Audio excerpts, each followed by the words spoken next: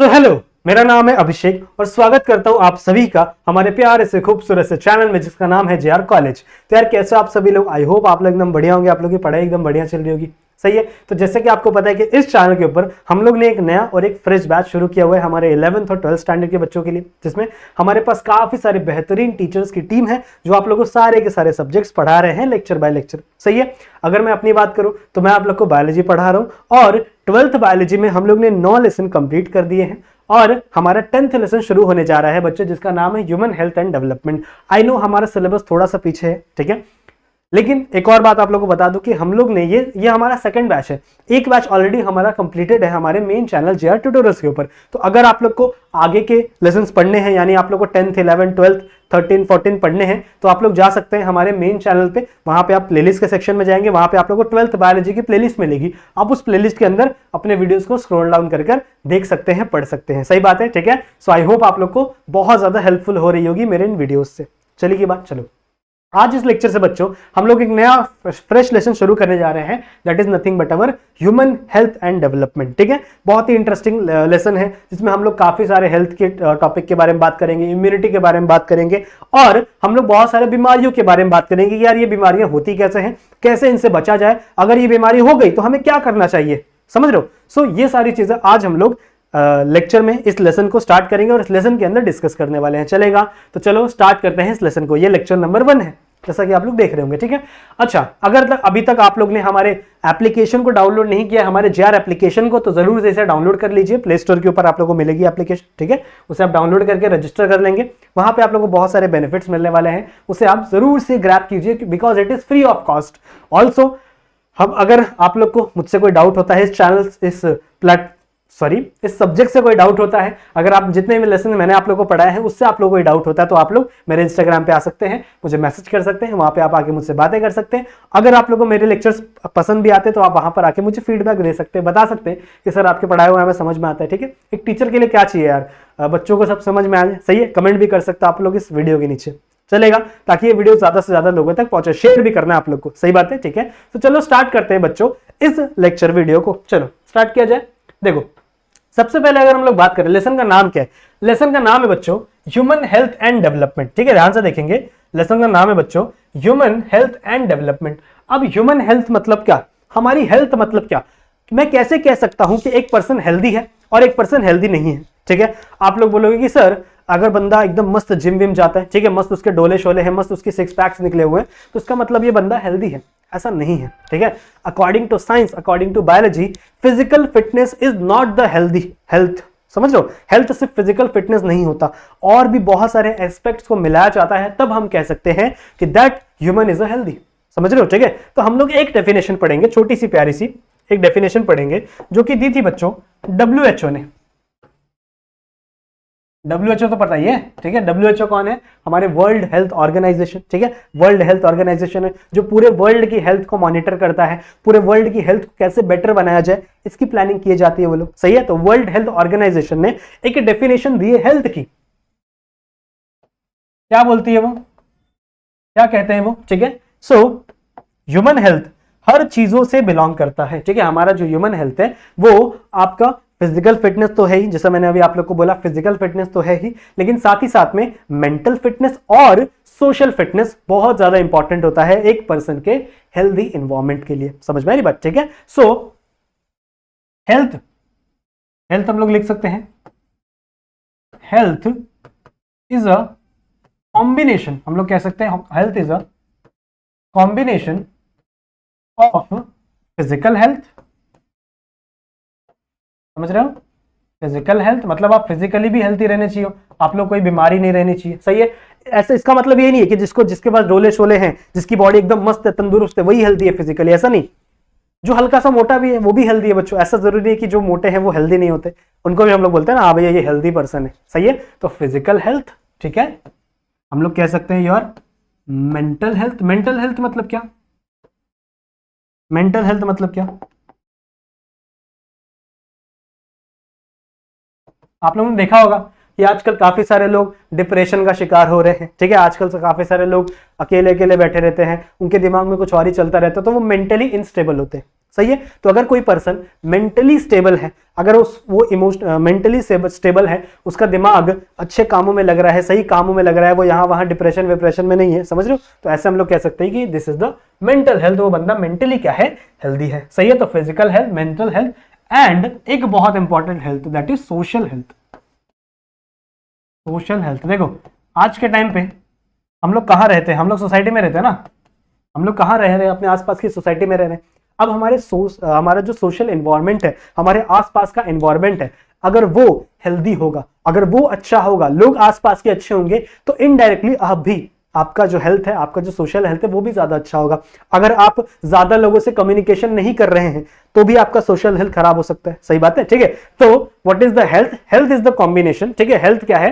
Health is the combination of physical health, mental health and your social health. इसमें और बहुत सारी चीजें आ सकती है, इमोशनल हेल्थ आ सकता है, रिप्रोडक्टिव हेल्थ आ सकता है, बट अभी हम लोग सिर्फ इन तीनों चीजों की बातें कर रहे हैं। सही बात है, ठीक है। सो आपका जो ह्यूमन हेल्थ है वो तीन चीजों से जुड़कर बना हुआ है, ठीक है। समझ में आई बात? आपका जो ह्यूमन हेल्थ है वो तीन चीजों से जुड़कर बना हुआ है। एक आपका फिजिकल हेल्थ, एक आपका that is mental health and last one is social health. अगर आप तीनों तरीके से हेल्दी हो तो हम लोग कह सकते हैं कि एक ह्यूमन क्या है बच्चों, अच्छी तरीके से वो हेल्दी है। सही बात है, ठीक है। और डिजीज मतलब क्या? देखो डिसईज, देखो दो वर्ड से मिलके बना हुआ ये वर्ड है, इसको ऐसे बीच से हम लोग तोड़ सकते हैं। डिसईज, ईज मतलब क्या होता है? डिसकंफर्ट। हम लोग कहते हैं ना यार कंफर्टेबल नहीं है हम लोग, तो अगर आपकी बॉडी कंफर्टेबल नहीं है, अगर आपकी बॉडी के अंदर कोई प्रॉब्लम्स है, तो उसे हम लोग क्या बोलते हैं? It is a disease. समझो, इट इज अ डिजीज। समझो, डिजीज मतलब क्या? बीमारियां, जिसकी वजह से आपकी बॉडी इनकंफर्टेबल हो जाती है, आपको कुछ बीमारियां देखने के लिए मिल सकती हैं। समझ में आई बात, ठीक है। So this is the name of the chapter and this is the meaning. उसके बाद चलते बच्चों हम लोग अपने नेक्स्ट टॉपिक पे, that is nothing but our immunity. Now what is mean by immunity? हम लोग सुना होगा आप लोग ने बोलते हुए कि ये खाएं इम्यूनिटी बढ़ाए, वो खाएं इम्यूनिटी बढ़ाए, बहुत सारे एड्स आते हैं ना, समझ रहे हो, बॉर्नविटा इम्यूनिटी बढ़ाती है, ऐसा बहुत सारे आप लोगों ने ऐड सुने होंगे।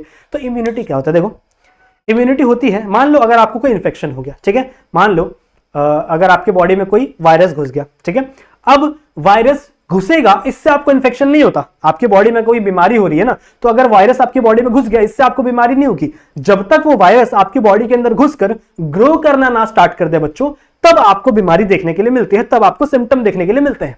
सही बात है। तो मान लो मेरे बॉडी के अंदर कोई वायरस घुस गया, तो जब ये वायरस घुसा है, उस कंडीशन पे मेरी जो बॉडी है वो उस वायरस से लड़ाई करती है। समझ रहे हो? मैं अभी आप लोगों को बताऊंगा, बहुत सारे फैक्टर्स होते हैं। तो हमारी जो बॉडी है वो क्या करती है? उस वायरस से लड़ाई करती है, उस बैक्टीरिया से लड़ाई करती है। समझ रहे हो? इसको कलेक्टिवली हम लोग पैथोजन बोलते हैं। तो जो भी हमको बीमारी कॉज कर रहा है उसको पैथोजन बोलते हैं हम लोग। तो जो भी पैथोजन हमारे बॉडी में घुस रहा है, समझ रहे हो, जो भी पैथोजन हमारे बॉडी में घुस रहा है वो हमको बीमारी कॉज करना चाहता है। तो जैसे ही वो घुसा, हमारी बॉडी क्या कर रही है? उससे लड़ रही है। इस लड़ाकू बॉडी को, समझ रहे हो, आपकी बॉडी क्या कर रही है? आपको डिफेंस कर रही है ना। इसी चीज को हम लोग कहते हैं इम्यूनिटी। अगर आपकी इम्यूनिटी अच्छी है, अगर आपकी इम्यूनिटी बहुत अच्छी है, तो आप किसी भी बीमारी से लड़ सकते हो, किसी भी वायरस से लड़ सकते हो, वो इंफेक्शन आपको जल्दी नहीं देखने के लिए मिलेगा।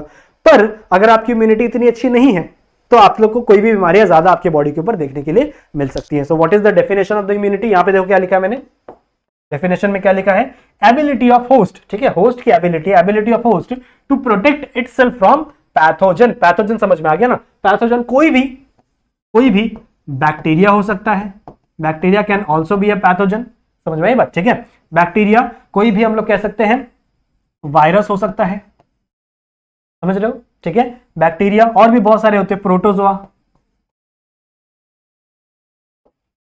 हो सकता है। समझ में आई बात, समझ रहे हो? तो बहुत सारे अलग अलग बैक्टीरिया होते हैं, बहुत सारे अलग अलग माइक्रो ऑर्गेनिजम्स होते हैं जो क्या करते हैं? हमको बीमारियां कॉज करते हैं। कलेक्टिवली उनको हम लोग पैथोजन बोलते हैं, सही है। पर बहुत सारे उनके अलग अलग टाइप्स हो सकते हैं, बैक्टीरिया, वायरस, प्रोटोजोआ। अभी आप लोगों ने देखा होगा 1-1.5 साल पहले बहुत ही भयानक एक वायरस आ गया था, जिससे हम लोग क्या कहते थे? Covid virus. से कोरोना का वायरस था। तो वो भी एक टाइप का वायरस था जो हमारे अंदर बीमारी कॉज कर रहा था, जिसके वजह से काफी सारे लोगों की डेथ भी हुई थी। सही है। सो ये क्या कर सकते हैं? ये हमारे को बीमारी कॉज कर सकते हैं। पर अगर मेरे पास एबिलिटी है, ठीक है, मेरे पास एबिलिटी है टू प्रोटेक्ट माई सेल्फ, हम खुद को प्रोटेक्ट कर सकते हैं अलग अलग पैथोजन से, तो इसी चीज को हम लोग क्या बोलते हैं? It is a immunity. Host मतलब क्या होता है? होस्ट मतलब कोई ऐसा पर्सन, जैसे मान लो कोई वायरस है, वायरस मेरे अंदर घुस रहा है, मेरे को पकड़ रहा है, मेरे को खा रहा है, समझ रहे हो? तो मैं क्या बन गया उसके लिए? होस्ट बन गया, मतलब समझ रहे हो, शिकार बन गया, ऐसा। सो होस्ट मतलब क्या हो गया? शिकार। समझा इम्यूनिटी क्या होता है? आई होप आप लोगों को इम्यूनिटी समझ में आ गई होगी। ठीक है, अब इम्यूनिटी बच्चों दो प्रकार की है। अगर मैं टाइप्स ऑफ इम्यूनिटी की बात करूं तो इम्यूनिटी आपके बॉडी में दो प्रकार की होती है। एक होता है बच्चों इनेट इम्यूनिटी, ध्यान से सुनेंगे, बहुत इंपॉर्टेंट टॉपिक है सब। एक है बच्चों इनेट इम्यूनिटी, सही है, और एक होती है बच्चों acquired immunity. Acquired immunity clear है? नाम से आप लोगों को इसकी मीनिंग समझ में आ जानी चाहिए। मैं समझाता हूं, कोई बात नहीं, मैं हूं ना यहाँ पे। इनेट का मतलब क्या है? इनेट का मतलब बच्चों ऐसा है कि जो चीज आपको जन्म से मिली हो, जो चीज आपको आपके पास बाय बर्थ हो, ऐसी इम्यूनिटी को हम लोग कहते हैं इनेट इम्यूनिटी। मतलब उसको आपको कहीं से खरीदनी नहीं पड़ी, आपको कहीं से लेना नहीं पड़ा, वो आपके पास पहले से ही थी। समझ रहे हो? तो ऐसी इम्यूनिटी को हम लोग क्या बोलते हैं? It is a innate immunity. जैसे मान लो आपकी स्किन, ठीक है, अब आपकी स्किन भी एक इम्यूनिटी का ही पार्ट है। जैसे मान लो आपकी स्किन है, तो आपकी स्किन यहाँ पे एक बैरियर बन रही है ना, जिसकी वजह से कोई भी वायरस आपके बॉडी के अंदर नहीं घुस पा रहा है। आपकी स्किन क्या कर रही है? उसको प्रोटेक्ट करके रख रही है आपके इंटरनल ऑर्गन को। सो आपकी स्किन क्या है? एक टाइप की इनेट इम्यूनिटी, क्योंकि आपको बचपन से मिली हुई है। सही है। फिर उसके बाद बहुत सारे आपके बॉडी के अंदर सेल्स होते हैं, जैसे ल्यूकोसाइट हो गया, ठीक है, बहुत सारे मैक्रोफेजेस होते हैं, बहुत सारे न्यूट्रोफाइल्स होते हैं। ठीक है, बताऊंगा मैं आप लोगों को, टेंशन मत लो। ठीक है, तो ये सारे किसके अंदर आएंगे बच्चों? इनेट इम्यूनिटी, मतलब जो आपको पहले से ही मिला हुआ है। जैसे आपका नर्वस सिस्टम है, वो आप लोग को पहले से ही मिला हुआ है। सही बात है, ठीक है। सो इनेट इम्यूनिटी मतलब क्या? जो चीज आपके पास बच्चों बाय बर्थ है, समझ रहे हो? मतलब जब से आपका बर्थ हुआ है तब से जो चीज आपके पास है, जो चीज आप लेकर पैदा हुए हो, इस चीज को हम लोग कहते हैं it is a innate immunity. Now what is mean by acquired immunity? Acquire मतलब क्या? जो चीज हम लोग पैदा होने के बाद अक्वायर कर रहे हैं, सीख रहे हैं, समझ रहे हैं, दूसरों से ले रहे हैं, उन चीजों को हम लोग कहते हैं दैट इज एक्वायर इम्यूनिटी। जैसे मान लो पहले जैसे कभी कोविड वायरस आया, सही है, अब आपके बॉडी के पास कोविड की इम्यूनिटी नहीं थी, जिसकी वजह से अगर आप वैक्सीन नहीं लोगे तो आपको कोविड हो जाएगा। पर अगर आप वैक्सीन ले लोगे तो मतलब आपने क्या किया? उस इम्यूनिटी को एक्वायर किया है, बाहर से लिया है। समझ लो, उस इम्यूनिटी को क्या किया है? बाहर से ग्रैब किया है, जिसकी वजह से आपके पास इम्यूनिटी आ गई उस वायरस के प्रति। समझ रहे हो? तो आपने क्या किया? इस चीज को एक्वायर किया throughout the living, that's why it is known as acquired immunity. समझ में आई बात? समझा क्या होता है दोनों इम्यूनिटी का मतलब?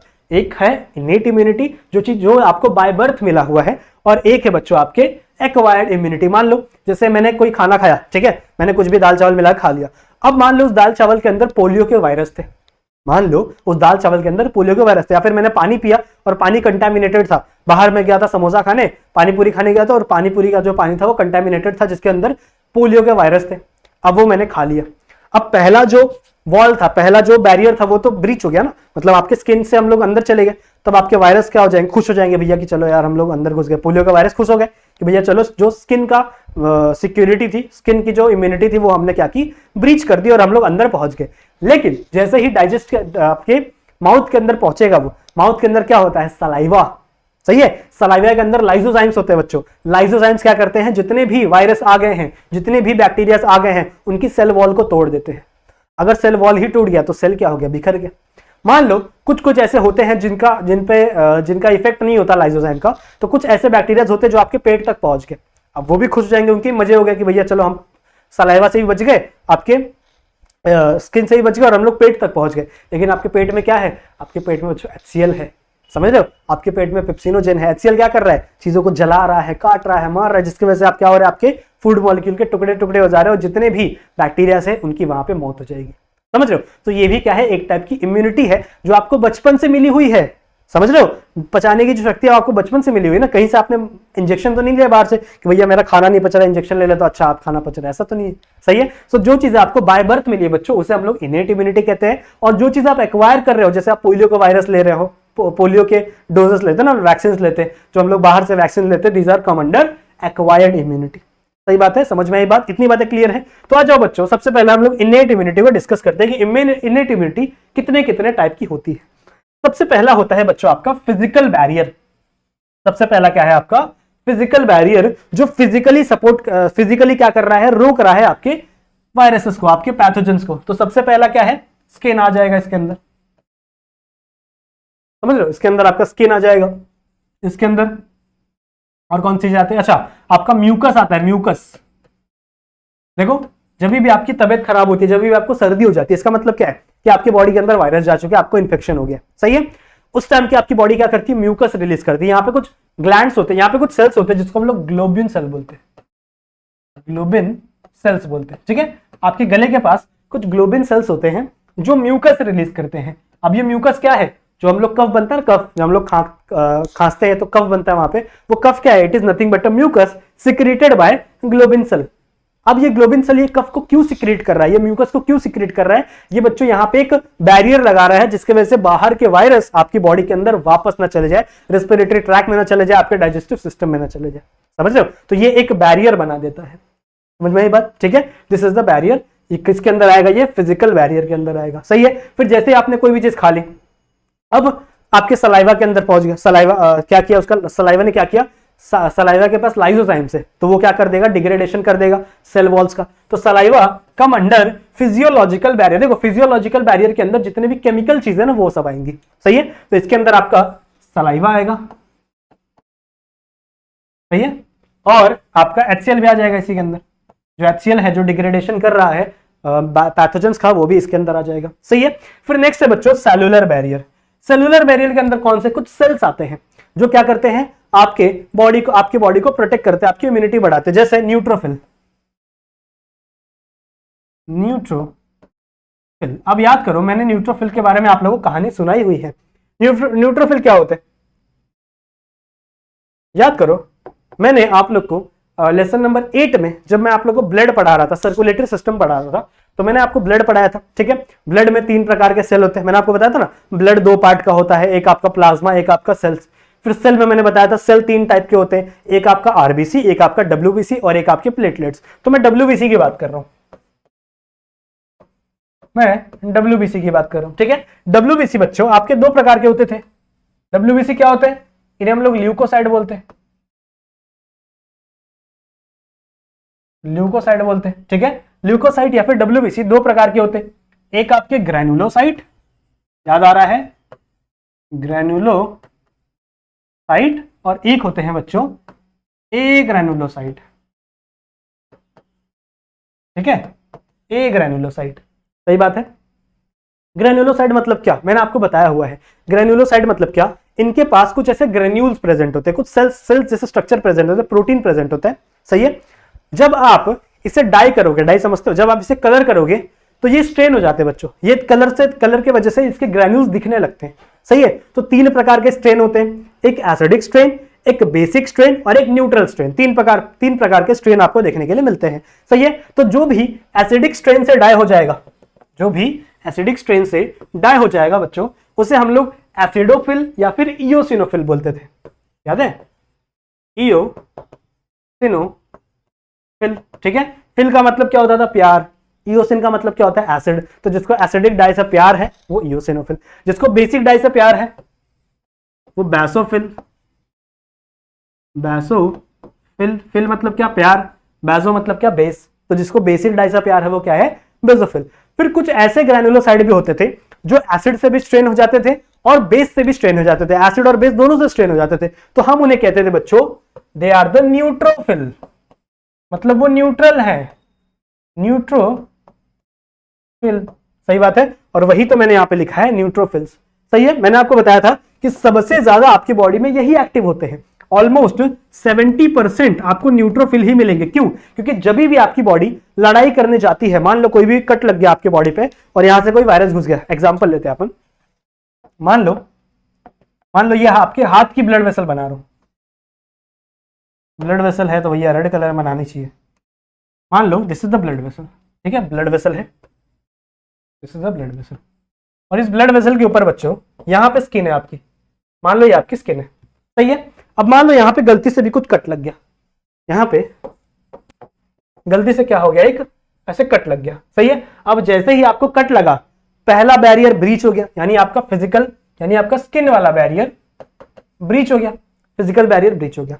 अब यहां से जैसे आपको कट लगा है ना, इस कट के थ्रू यहां से बहुत सारे वायरस एंटर, या फिर वायरस कह लो, पैथोजन कह लो, ठीक है, पैथोजन हम लोग वर्ड यूज करेंगे। तो मान लो कोई भी पैथोजन यहाँ पे आपके यहां से एंटर हो गया आपके ब्लड के अंदर, सही है। तो मान लो ये शैतान, ये जो शैतान है, ये आपका कोई वायरस है जो एंटर हो गया कहां पे, आपके ब्लड के अंदर, समझ में आई बात।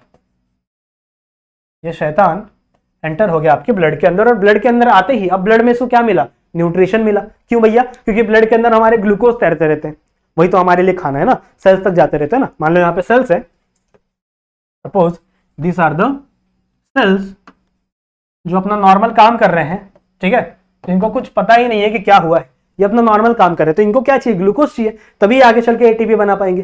तो यहाँ पे बहुत सारा न्यूट्रिशन होने की वजह से ये जो पैथोजन आया है ये क्या करने लगता है, अपनी संख्या बढ़ाने लगता है। समझ लो, फटाफट क्या करने लगता है, मल्टीप्लिकेशन मल्टीप्लिकेशन मल्टीप्लिकेशन, फटाफट क्या करने लगता है, बढ़ने लगता है। अब जैसे ही आपके बॉडी को पता चलता है, आपकी इम्यूनिटी, आपके इम्यून सिस्टम को पता चलता है कि आपके बॉडी के अंदर कोई पैथोजन आ गया है, उस टाइम पे क्या आता है, सबसे पहले आएगा बच्चों आपका न्यूट्रोफिल। सबसे पहले कौन आएगा आपका, neutrophil. This is very active. सबसे पहले कौन आएगा आपका, न्यूट्रोफिल। तो मान लो यहां से दौड़ते दौड़ते ऐसे बहुत सारे न्यूट्रोफिल यहां से आ जाएंगे, ठीक है, बहुत सारे न्यूट्रोफिल आ जाएंगे। These are the neutrophil. अब जितने भी न्यूट्रोफिल है बच्चों, इनके पास फैगोसाइटिक एक्टिविटी होती है। कौन सी एक्टिविटी, फैगोसाइटिक एक्टिविटी, ठीक है। फैगोसाइटिक एक्टिविटी मतलब क्या, फैगोसाइट मतलब क्या, these are the phagocyte. Phagocyte एक कंडीशन को हम लोग बोलते हैं जहां पे एक सेल दूसरे सेल को खाता है। अगर एक सेल दूसरे सेल को खा रहा है तो उसे हम लोग फैगोसाइट बोलते हैं। So this is the phagocyte. क्यों, क्योंकि ये आएगा अपने हाथ को ऐसे फैलाएगा और इसको पकड़ पकड़ के खाना चालू कर देगा। समझ लो, ये आएगा, इसको पकड़ पकड़ क्या करना करेगा, खाना चालू कर देगा। फटाफट खा रहा है, फटाफट खा रहा है। पर पैथोजन भी कम थोड़ी है। पैथोजन, अब देखो, ये किसी स्पीड से खा रहा होगा, आपकी भी तो खाने की स्पीड होती है ना, धीरे धीरे खाते हो, फिर खाते हो, फिर धीरे धीरे खाते हो। तो ये बच्चों किसी स्पीड से खा रहा होगा, पर ये उससे भी ज्यादा स्पीड से खुद के नंबर बढ़ा रहा है।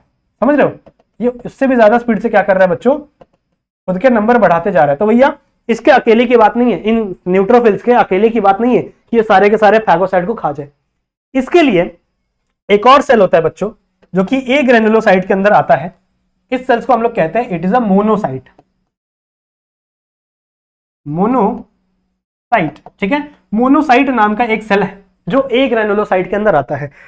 नॉर्मली ये सेल ये मोनोसाइट है, पर जब भी ऐसी कंडीशन होगी, जब भी आपके सेल के अंदर क्या आ जाएगा, ऐसा कोई बैक्टीरिया आ जाएगा, तब ये मोनोसाइट का दिमाग खराब होगा और ये कन्वर्ट हो जाएगा मैक्रोफेज में। मैक्रोफेज में। Now macrophage is a big cell, ठीक है, बहुत ही बड़ा सेल होता है मैक्रोफेज। ऐसा बड़ा सा सेल होता है, बड़ा सा, इसको किसी दूसरे कलर से बनाना चाहिए मेरे को। ऐसा बड़ा सा सेल होता है, ऐसा, समझ रहे हो, ऐसे बड़ा सा, ऐसा बड़ा सा सेल आता है। ये जो न्यूट्रोफिल था, ये एक बार में एक बैक्टीरिया को खा रहा था, ये एक बार में 4-4, 5-5 बैक्टीरिया को खा जाता है। समझ लो, इसके पास भी फैगोसाइटिक एक्टिविटी है, पर ये एक बार में बहुत सारे सेल्स को खा जाता है। क्या है ये, इट इज अ मोनोसाइट। पर ये नॉर्मल मोनोसाइट नहीं है। मोनोसाइट आगे चल के कन्वर्ट हो जाता है किसके अंदर, मैक्रोफेज में। समझ रहे हो, मैक्रोफेज में क्या हो गया, आपका मोनोसाइट कन्वर्ट हो गया है, बड़ा सा सेल बन गया है और ये खाने लग रहा है सबको। समझ रहे हो, फटाफट खाने लग रहा है, फटाफट खाने लग रहा है। कंडीशन समझ में आई बात, ठीक है। अब अगर ये खा के खत्म कर देते हैं तो बहुत अच्छी बात है, पर कभी कभी ऐसे पैथोजेंस आ जाते हैं, ऐसा वायरस आ जाता है कभी कभी आपके बॉडी के अंदर, जो इनके खाने के स्पीड से ज्यादा खुद डेवलपमेंट करने लगता है, खुद के नंबर बढ़ाने लगता है। समझ लो क्या बोल रहा हूं मैं, जितनी स्पीड से ये खा रहे थे इन बैक्टीरियाज को, उससे ज्यादा स्पीड से ये अपने नंबर बढ़ा रहा है। समझ लो, फटाफट रिप्रोडक्शन कर रहा है, फटाफट रिप्रोडक्शन कर रहा है, और क्या कर रहा है, अपने नंबर को इंक्रीज करते जा रहे हैं, इंक्रीज करते जा रहे हैं। तो मान लो यहां पे इसके बहुत सारे ऐसे इंक्रीज होते जा रहे हैं, इंक्रीज हो जा रहे हैं। समझ रहे हो, अब कुछ टाइम बाद क्या होगा, ये जो वायरस है ये एंटर कर जाएगा आपके इन भोले भाले सेल्स के अंदर। ये जो सेल्स है ना आपके, दीज आर द सेल्स आपके बॉडी के, इन भोले भाले सेल्स के अंदर क्या हो जाएगा, ये एंटर कर जाएगा। अब जैसे ही एंटर किया, इस सेल को, ये जो सेल है बहुत ही ज्यादा मायूस हो गया। क्यों भैया, क्योंकि इसके अंदर बैक्टीरिया घुस गया। अब ये क्या करेगा, ये बैक्टीरिया, ये पैथोजन इन सेल को एज अ फैक्ट्री यूज करेगा। इसके पास जितने भी न्यूट्रिएंट है ना इस सेल के पास, उसका यूज कर करके अपने को क्या करता रहेगा, ये मल्टीप्लाई करता रहेगा। समझ रहे हो, अपने को क्या करता रहेगा, मल्टीप्लाई करता रहेगा। जैसे ये मल्टीप्लाई हो गया, फिर ये निकल के दूसरे सेल में चला जाएगा, यहां से निकल के दूसरे सेल में चला जाएगा, और दूसरे सेल को भी क्या करने लगेगा, ये इन्फेक्ट करने लगेगा। ऐसे सेल्स को बच्चों हम लोग इन्फेक्टेड सेल बोलते हैं। This cell are infected cells, ठीक है। अब देखो कंडीशन बहुत खराब हो गई है आपकी बॉडी की, बहुत खराब हो गई है कंडीशन आपकी बॉडी की। इस टाइम पे आपकी बॉडी को जरूरत है एक मसीहा की, सही है, जो आपकी बॉडी को इन शैतानों से बचा सके, समझ रहे हो, इन फैगोसाइट से बचा सके, ठीक है। अब यहां पे एंट्री होती है एक मस्त आदमी की, ध्यान से दोस्त कहां बनाए, लेकिन यार इसको थोड़ा मुझे बड़ा करना पड़ेगा, इस ब्लड वेसल को ना बच्चों थोड़ा सा मैं बड़ा करता हूं, चलेगा ना, ठीक है। इसको मैं थोड़ा मिटाता हूं, ये नाम मिटा दूं मैं, ये नाम तुम लोगों को याद हो गए हैं, एक बार स्क्रीनशॉट ले लो इसका फटाक से, आगे की कहानी भी मुझे तुझे आपको समझानी है, ठीक है। इसका एक बार फटाक से स्क्रीनशॉट ले लो, ले लिया, चलो आगे बढ़ते। ये मैं मिटा रहा हूं क्योंकि मुझे और थोड़ी सी स्पेस चाहिए। स्किन भी मिटा देता हूँ, स्किन का आप कुछ काम नहीं है। अब हम लोग अंदर देख रहे हैं ना, तो मान लो ये आपकी ब्लड वेसल है, बहुत बड़ी सी मैंने ब्लड वेसल यहाँ बना दी, this is the blood vessel, समझ रहे हो, ये आपकी ब्लड वेसल है। अब जब इतनी कंडीशन हो गई है बच्चों, समझ रहे हो, आपके बॉडी के अंदर एक महाभारत चला आ गया, यहाँ से फैगोसाइड इसको खा रहे हैं, यहाँ से अपने नंबर और बढ़ा रहे हैं, यहाँ से इसको खा रहे हैं और बढ़ा रहे हैं, तो भैया अब इनके नंबर आउट ऑफ कंट्रोल हो चुके हैं, बहुत ज्यादा नंबर हो चुके हैं। अब क्या किया जाए, आपकी बॉडी एक सेल को भेजेगी, यहां पे एक सेल आएगा, इस सेल का शेप कुछ ऐसा होता है, देखो इस सेल का शेप कुछ ऐसा होता है, ऐसा देख रहे हो, ऐसा कुछ शेप होता है, ये समझ रहे हो, ठीक है। आप लोग देख रहे हो इसका जो शेप है ये डेंड्राइट की तरह है, मैंने आप लोगों को पढ़ाया था ना 9th वाले लेसन में, जो आपका अपना न्यूरॉन था, न्यूरॉन में ऊपर डेंड्राइट लगे रहते हैं, सही है, तो इसका शेप कुछ डेंड्राइट्स की तरह है, इसीलिए इसको बच्चों डेंड्राइटी सेल बोलते हैं। हाँ लिखे नाम, इस सेल को हम लोग क्या बोलते हैं, इट इज अ डेंड्राइटी सेल, समझ में आई बात, ठीक है। इसको प्रेजेंटर सेल भी बोलते हैं, समझ में आएगा वो प्रेजेंटर सेल क्यों बोलते हैं, लिख देता हूं अभी, इसको प्रेजेंटर सेल भी बोलते हैं, क्यों बोलते हैं वो पता चलेगा अभी आगे कहानी में तुमको, ठीक है। अभी होगा क्या, ध्यान से सुनो, ध्यान से सुनो, एक बात और तुम लोगों को बताना चाहता हूं मैं, ये जो बैक्टीरियाज आए हैं, सही है, ये जो बैक्टीरियाज आए हैं, अब बहुत सारे बच्चे मुझसे एक सवाल पूछते हैं कि सर ये जो न्यूट्रोफिल्स और ये जो मैक्रोफेजेस इन बैक्टीरियाज को खा रहे हैं, ये अपने सेल को क्यों नहीं खाते, इनके पास क्या खुद का दिमाग है, नहीं, क्या ये अपने सेल्स को भी खा सकते हैं ना भैया, इनको तो इनका काम है सिर्फ खाना, तो ये अपने सेल को भी खा सकते हैं, ये बैक्टीरिया सेल को भी खा सकते हैं, ये हमारे सेल को क्यों नहीं खाते, ये बैक्टीरिया सेल को ही क्यों खाते, ऐसा क्यों, देखो इसका एक रीजन है, इसका रीजन ये है बच्चों कि जितने भी इस दुनिया में सेल है, दुनिया में जितने भी सेल है ना, सबके ऊपर रिसेप्टर लगा हुआ रहता है, ऐसे रिसेप्टर नहीं बोल सकते, सबके ऊपर प्रोटीन लगा हुआ रहता है, प्रोटीन, ऐसे एक प्रोटीन की कवरिंग लगी रहती है ऐसे सबके ऊपर, तो इनके ऊपर लगा है तो इनके ऊपर भी लगा होगा, इनके ऊपर भी लगा होगा, समझ रहे हो, सबके ऊपर जितने दुनिया में जितने भी सेल्स है सबके ऊपर एक प्रोटीन लगा हुआ रहता है। अब ये प्रोटीन डिफर करता है, आपका अलग होगा, मेरा अलग होगा, सही है। इस प्रोटीन को बच्चों हम लोग एंटीजन बोलते हैं, एंटीजन, ठीक है। So this protein is a antigen.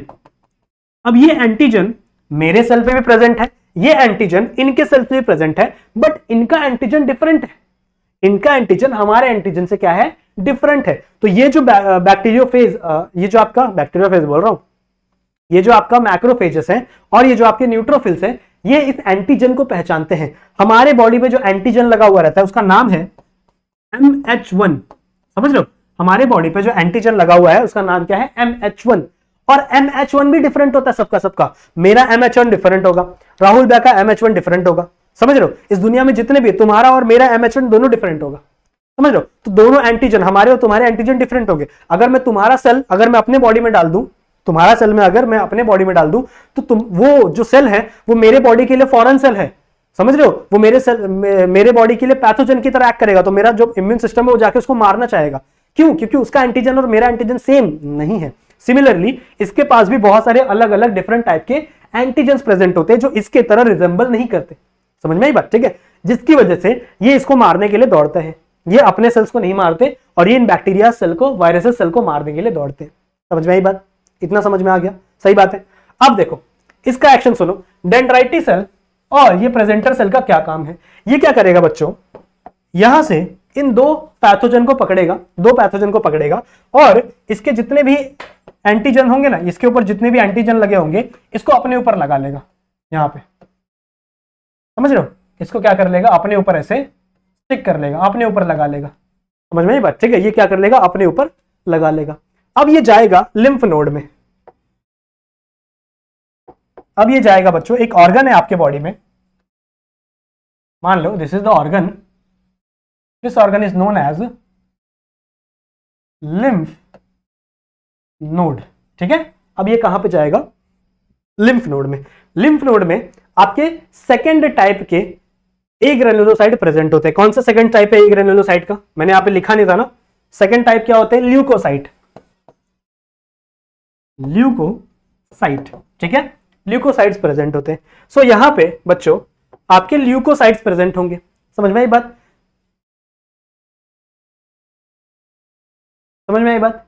Okay, अब सबसे पहले यहां पे ऐसे बहुत सारे ल्यूकोसाइट्स प्रेजेंट होंगे, बहुत सारे, समझ रहे हो? यहां पे आपके बॉडी के अंदर जितने भी इस दुनिया में जितने भी वायरस प्रेजेंट है, जितने भी बैक्टीरिया प्रेजेंट है, जितने भी पैथोजन प्रेजेंट है, उन सबके लिए एक अलग अलग लिम्फोसाइट प्रेजेंट है, एक अलग अलग ल्यूकोसाइट प्रेजेंट है।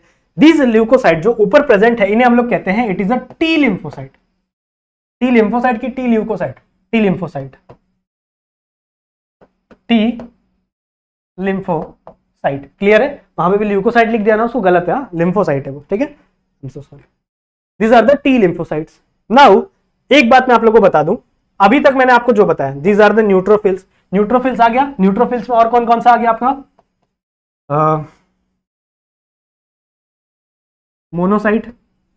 मोनोसाइट आगे चल के मैक्रोफेजेस बना जाते, सही बात है, मैक्रोफेजेस बना जाते हैं। तो अभी जो मैंने आप लोगों को बताया बच्चों, ये इनेट इम्यूनिटी का पार्ट है। इनेट इम्यूनिटी का पार्ट है मतलब क्या है कि आपको बॉर्न से मिला है, जन्म से मिला है, इसको आप अक्वायर नहीं कर सकते, ये आपको जन्म से मिला हुआ है। सही बात है। अच्छा, एक और बात मैं आपको बताना चाहता हूं कि आपकी जो इनेट इम्यूनिटी है ना बच्चों, ये नॉन स्पेसिफिक होती है। नॉन स्पेसिफिक, नॉन स्पेसिफिक क्या होगा, स्पेसिफिक का स्पेलिंग, हाँ, नॉन स्पेसिफिक होती है। मतलब कोई भी बैक्टीरिया है, कोई भी पैथोजन है, कुछ भी आने दो, ये एक ही तरीके से एक्ट करेंगे। इनके पास ऐसा नहीं है कि भैया कोरोना का वायरस आ रहा है तो मैं कुछ और डालता हूं, अगर मैं पोलियो का वायरस आ रहा है तो मैं कुछ अलग तरीके से एक्ट करता हूं। ऐसा कुछ नहीं, कुछ ड्रामा नहीं है इनके अंदर। इनके पास क्या है, नॉन स्पेसिफिक है बच्चों। कोई भी कुछ भी आने दो, ये सेम तरीके से एक्ट करेंगे। जैसे यहाँ पे न्यूट्रोफिल्स और मोनोसाइट्स, कोई भी आने दो, कोई भी सेल आने दो, कोई बैक्टीरिया है, कोई वायरस है, सेम तरीके से आपके न्यूट्रोफिल भी रिलीज होंगे और सेम तरीके से आपके मोनोसाइट्स भी रिलीज होंगे। सही है। पर आपके एक्वायर्ड इम्यूनिटी के साथ ऐसा नहीं है। Acquired immunity are highly specific, highly specific मतलब ये अलग अलग वायरस के लिए अलग अलग रिलीज होगा। ठीक है, अलग अलग वायरस के लिए अलग अलग रिलीज होता है। समझ में आई बात? ठीक है, समझ में आई बात? इतना एक बार नोट डाउन करो फटाक से, इतना एक बार फटाफट नोट डाउन करो आप लोग।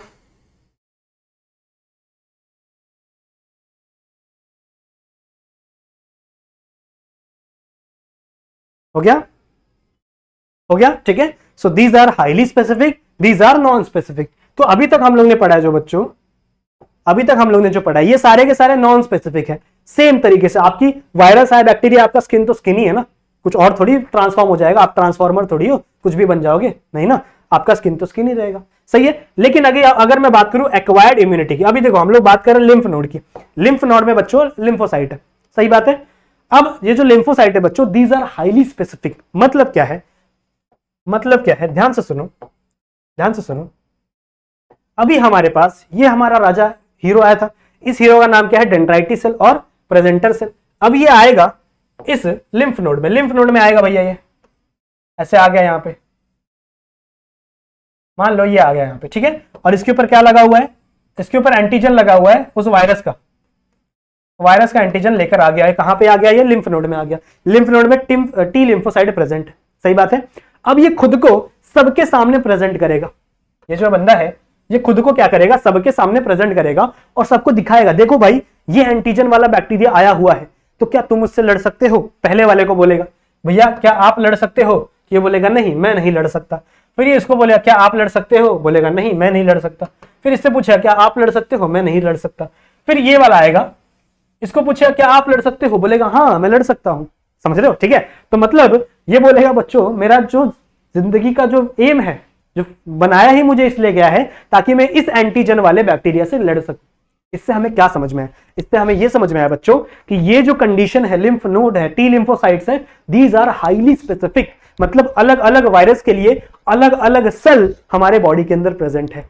अगर ये बैक्टीरिया है तो इसके लिए ये सेल छोड़ा जाएगा, अगर ये वाला बैक्टीरिया है इसके लिए ये वाला सेल छोड़ा जाएगा। समझ रहे हो? ठीक है, ऐसा कुछ होता है हमारे बॉडी के अंदर। So these are highly specific, these are highly specific. और अभी आप लोग को इसका नाम समझ में आ रहा है, ये खुद को सबके सामने प्रेजेंट कर रहा है, दैट्स व्हाई इसका नाम क्या है? Presenter cell. समझ रहे हो?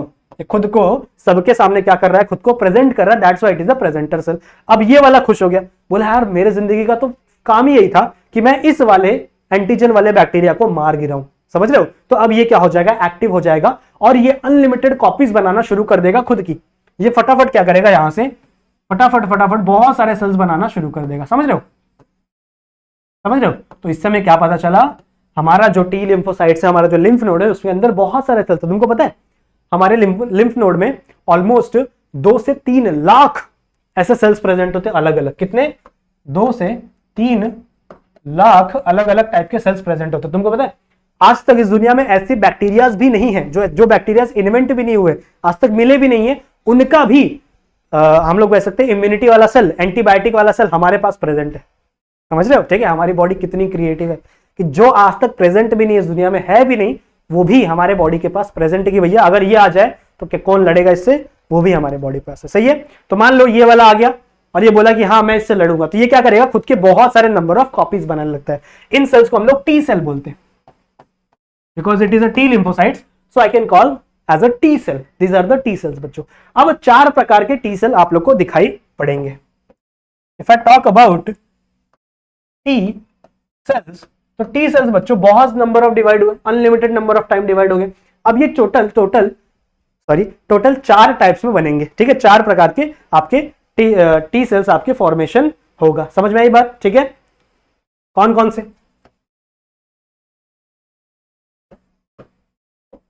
सबसे पहले सबसे बड़ा सेल जो कि सबसे ज्यादा काम करेगा, इसका नाम है बच्चों, this is the cytotoxic T cell. This is the cytotoxic T cell. समझ में आई बात? ठीक है, ये आपका सबसे पहला क्या है? It is the cytotoxic T cell. फिर आता है बच्चों एक छोटा सा सेल, इसकी ऐसे मूंछ बना दो। मूंछ कैसे बनती है? मूंछ बना दो, बूढ़ा बाबा है ये, ठीक है, ऐसे बाल लटका दो। It is a memory T cell. Memory T cell बहुत काम का, ये भी बताऊंगा आप लोग को। एक है बच्चों आपका suppressor T cell, suppressor T cell. ठीक है, और एक आता है बच्चों आपका हेल्पर टी सेल। ठीक है, आपका हेल्पर टी सेल। तो ये 4 प्रकार के टी सेल बनते हैं। ठीक है, ये 4 अलग अलग टाइप्स के टी सेल बनते हैं। एक है आपका साइटोटॉक्सिक टी सेल, ठीक है, एक है आपका मेमोरी टी सेल, एक है आपका सप्रेसर टी सेल, और एक है आपका है that is helper T cell. समझ में आई बात? समझ में आई बात? तो ये 4 प्रकार के टी सेल आपके लिम्फ नोड में बन गए। और तो और बच्चों इसके नीचे साइड यहां पे there are some other group of cell also present. यहां पे बच्चों कुछ और ऐसे ग्रुप ऑफ सेल्स प्रेजेंट होते हैं। These cells are known as B lymphocytes. Beta नहीं, B lymphocyte. Now B lymphocytes are also highly specific. सही है, अब इनके पास भी कोई आएगा प्रेजेंट करने के लिए, तो इनके पास आता है बच्चों presenter as a helper T cell. ठीक है, ये जो हेल्पर टी सेल है ना, ये अपना भाई, ठीक है, ये जो हेल्पर टी सेल है ये आता है यहां पर, कहां गया, ये आता है इस जगह पर, यहां पे पहुंचेगा। ठीक है, इसको अलग कलर से बनाते हैं। ये यहां पे आके पहुंचेगा और सबसे पूछेगा कि भाई ये भी अपने ऊपर ऐसे एंटीजन लगा लेता है। इस वायरस के ऐसे एंटीजन लगा लेगा अपने ऊपर, और सब सारे सेल से आके पूछेगा कि क्या तू इससे लड़ सकता है? तो बोलेगा नहीं यार मैं नहीं लड़ सकता। फिर क्या तू इससे लड़ सकता है? ये बोलेगा मैं भी नहीं लड़ सकता। ऐसे करते करते इसको एक ऐसा सेल मिलेगा जो बोलेगा हाँ भाई मैं तो लड़ सकता हूं, मेरा तो जिंदगी का जो उद्देश्य है वो इसी सेल से लड़ने के लिए है, इसी टाइप के पैथोजन से लड़ने के लिए। तो भैया ये सिलेक्ट हो जाएगा, यहां पे आ जाएगा और this is the B cell. इसे हम लोग क्या कहेंगे? B cell. Now B cell are also there are multiple types of B cell. B cell की बात करूं अगर बच्चों में, ठीक है, तो बी सेल भी कुछ टाइप के होंगे। जो सबसे बड़ा सेल बनता है, सबसे बड़ा सेल, उसको हम लोग कहते हैं प्लाज्मा सेल। प्लाज्मा, ठीक है। फिर जो एक और आता है सेल जिसको हम लोग कहते हैं memory B cell. Memory B cell, सही बात है, ठीक है। और एक आता है आपका I guess suppressor B cell भी आता है इसके अंदर। एक बार चेक करना बुक में सप्रेसर बी सेल है कि नहीं, अगर होगा तो लिखना, ठीक है। मुझे ऐसा लग रहा है सप्रेसर बी सेल भी आता है, सही बात है, ठीक है। तो 3 प्रकार के बी सेल भी आपको मिल गए। अब इनका फंक्शन आप लोग को पता होना चाहिए। तो अभी हम लोग क्या क्या मिला देखो, अभी हम लोग का क्या था, ये गया था आपका लिम्फ के पास, लिम्फ नोड में गया था और क्या करके लाया, सेल्स को पकड़ के लेके आया, ठीक है। सेल्स को यहाँ पे क्या करके लेके आया, वो पकड़ पकड़ के लेकर आया, सही बात है। अब नेक्स्ट काम क्या करना है आप लोग को, ठीक है, ध्यान से सुनेंगे। इसके बाद इसका एक बार स्क्रीनशॉट ले लो फटाक से।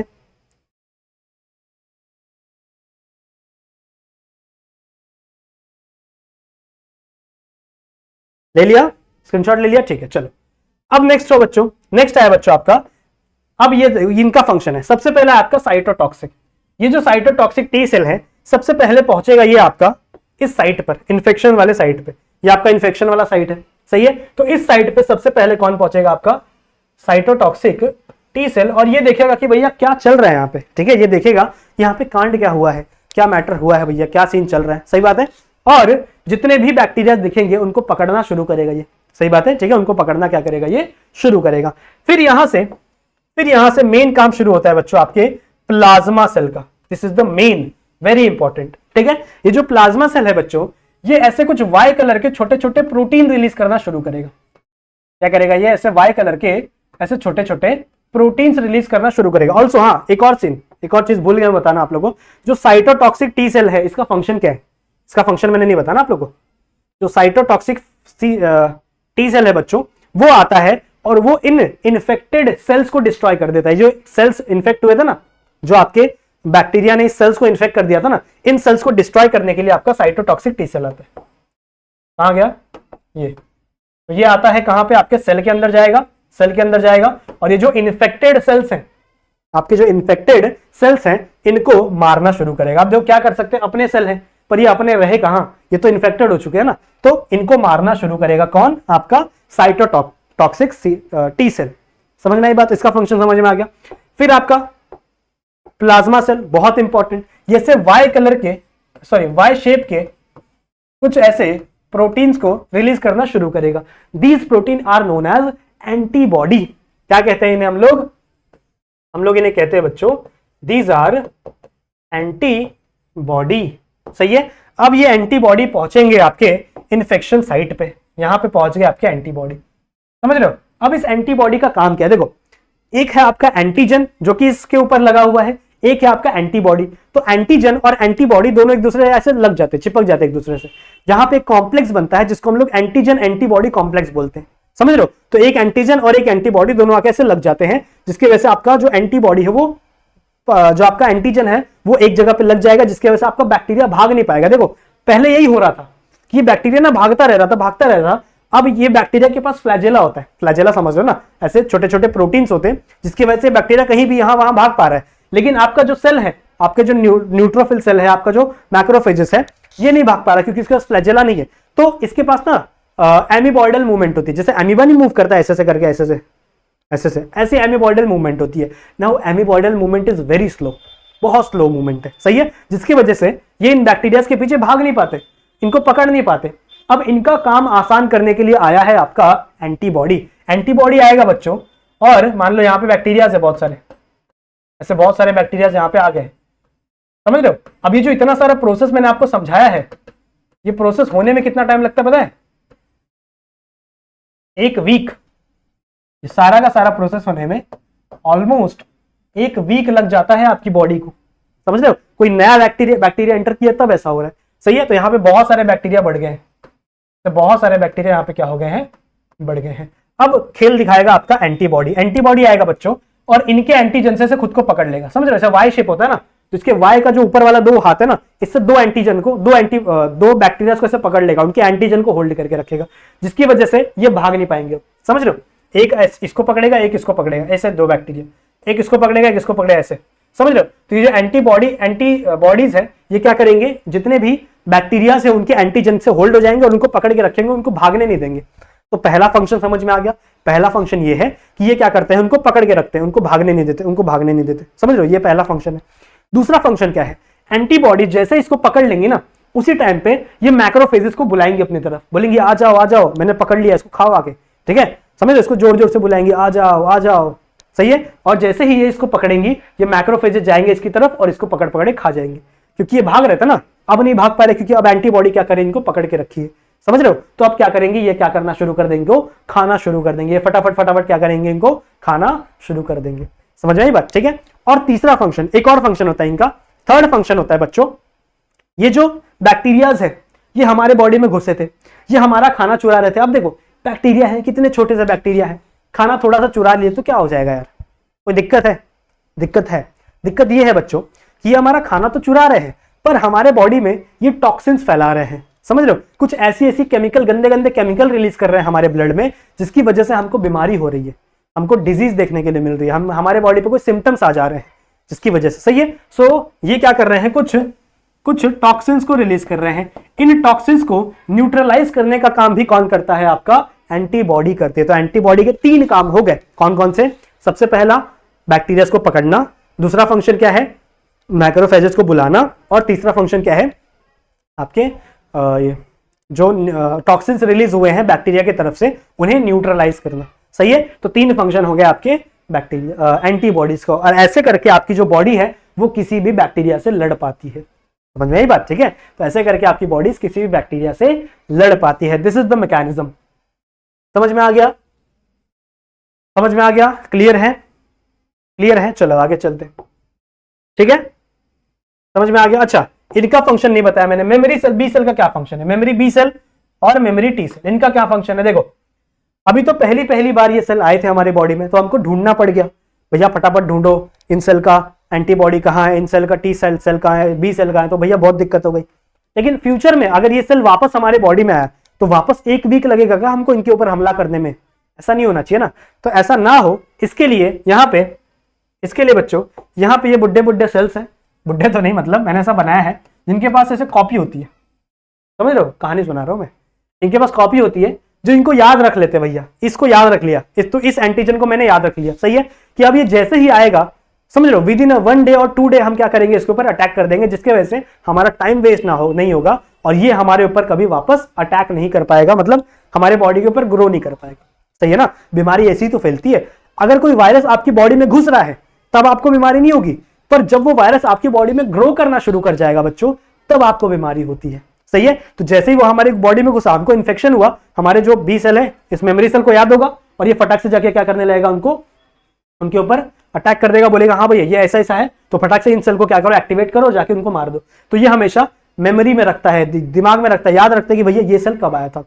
टी सेल का मैंने आपको फंक्शन बताया, टी सेल का बहुत इंपॉर्टेंट फंक्शन है कि ये बी सेल्स को जाके एक्टिवेट करवाता है। बी सेल्स को, जितने भी बी सेल्स हैं उनको जाके क्या करवाता है, ये एक्टिवेट करवाता है। और इसका बहुत इंपॉर्टेंट फंक्शन है, देखो जब आपका जो साइटोटॉक्सिक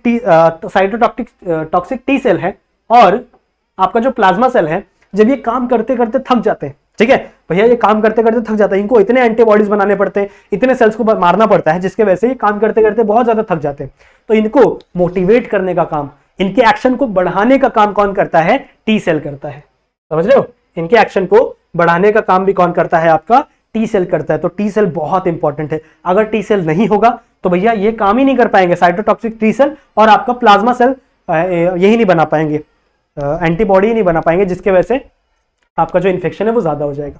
ठीक है, यही होता है एड्स की बीमारी में, जो एड्स की बीमारी होती है ना, HIV infection, human immuno deficiency virus जो है, वायरस वो इस टी सेल के ऊपर ही हमला कर देता है डायरेक्ट।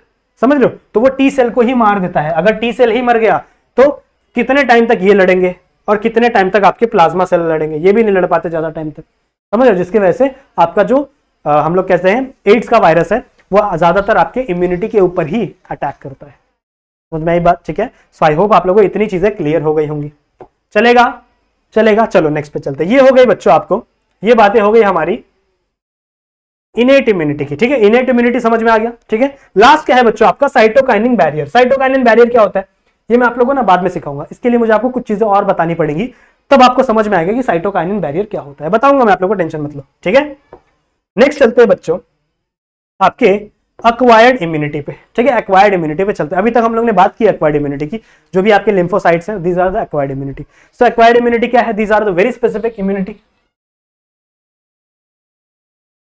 Very specific immunity. सही बात है, बहुत ही ज्यादा स्पेसिफिक होते हैं, सही है, ठीक है। और ये हम लोग लाइफ के थ्रू, जब हम लोग हमारी जिंदगी जी रहे हैं ना, उसके थ्रू हम लोग सीखते हैं। जैसे आपके सेल को सीखना पड़ा ना कि भैया ये कौन सा एंटीजन है, जिसकी वजह से उस सेल को ढूंढना पड़ा, सही है। तो आपके सेल ने सीख लिया, आप मेमोरी में है। अब जैसे वो सेल आएगा, जैसे वो वायरस आएगा, हम तुरंत उसके ऊपर क्या कर देंगे? अटैक कर देंगे, सही बात है। अच्छा, एक्वायर्ड इम्यूनिटी बच्चों दो तरीके की होती है, इसके भी कुछ पार्ट है।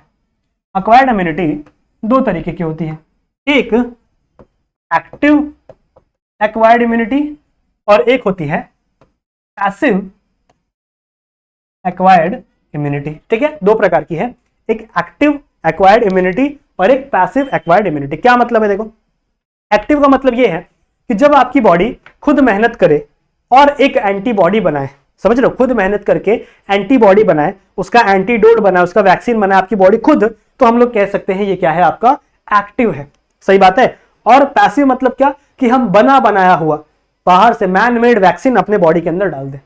वो वैक्सीन की बात नहीं कर रहा हूं जो हमें पोलियो में दी जाती है, वो अलग वैक्सीन है। बना बनाया एंटीबॉडी हमारे बॉडी के अंदर अगर आप डाल दोगे तो वो क्या हो जाएगा? पैसिव। पैसिव मतलब कुछ काम नहीं। एक्टिव मतलब क्या है? यहाँ पे काम की जा रही है आपके बॉडी के द्वारा, और वो क्या बना रही है? हम लोग कह सकते हैं वो खुद से एंटीबॉडी बना रही है, सही बात है। अब एक्टिव एक्वायर्ड इम्यूनिटी की भी दो प्रकार है, एक है नेचुरल और एक है बच्चों आर्टिफिशियल, समझ रहे हो? एक है नेचुरल और एक है आर्टिफिशियल। सिमिलरली पैसिव के भी दो टाइप है, लिख लेता हूं फिर बताता हूं आप लोग को। इसके भी सेम दो है, नेचुरल और आर्टिफिशियल, ठीक है। क्या मतलब है? देखो, एक्टिव मतलब बताया मैंने आप लोगों को, इसमें आपकी बॉडी क्या करेगी? खुद से एंटीबॉडी बनाएगी। और पैसिव मतलब क्या? जिसमें बना बनाया एंटीबॉडी हम लोग इंजेक्शन के थ्रू ले लेंगे, सही बात है। अब नेचुरल मतलब क्या? जो केस अभी हम लोग ने पढ़ा कि आपके बॉडी पे कट लग गया था, जिसकी वजह से कोई वायरस आपके बॉडी के अंदर चला गया, जिसकी वजह से आपकी बॉडी को क्या बनाना पड़ा? एंटीबॉडी बनाना पड़ा, वो नेचुरल है।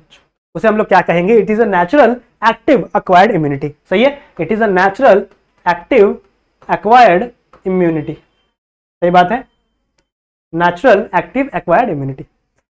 आर्टिफिशियल मतलब क्या? आर्टिफिशियल मतलब जैसे हमारी पोलियो की ड्रॉप, याद है बचपन में हम लोग लेते थे 2 बूंद जिंदगी की, पोलियो की ड्रॉप लेते थे ना। अब आप लोगों ने कभी सोचा है कि यार 2 बूंद मैंने पोलियो की ड्रॉप ली है, सिर्फ 2 बूंद ली है, पर उससे मुझे पूरी जिंदगी पोलियो नहीं होता? ऐसा कैसे हो सकता है यार? मैं तो दिन में एक सर दर्द की दवा खाता हूं और दूसरे दिन मेरे को वापस सर दर्द होने लगता है। मतलब वो इतनी बड़ी दवा है जो मेरे ऊपर एक दिन भी नहीं चल रही है, और 2 बूंद सिर्फ हम लोग ने वो 2 बूंद लिए, 2 कलरलेस बूंद लिए, वो हमें जिंदगी भर प्रोटेक्ट कर रही है। कैसे?